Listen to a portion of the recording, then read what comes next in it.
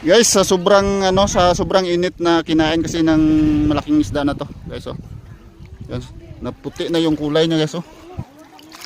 Naputi na. Grabe.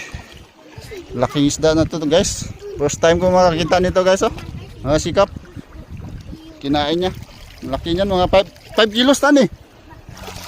Ha? Mga 5 kilos, guys, kinain niya. Grabe. Woo! Guys, ito yung bituka niya, guys, oh. Ano? Ayan yung bituka niya, guys, oh. Dito yung pumasok yung yung isda na yun. Kinain naman laog.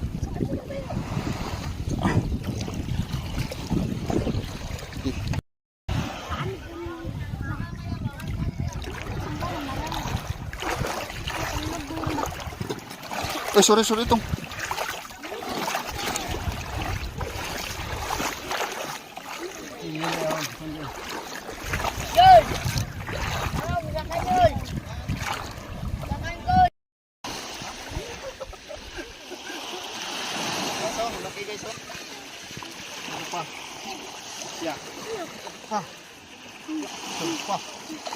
Hindi pa, guys.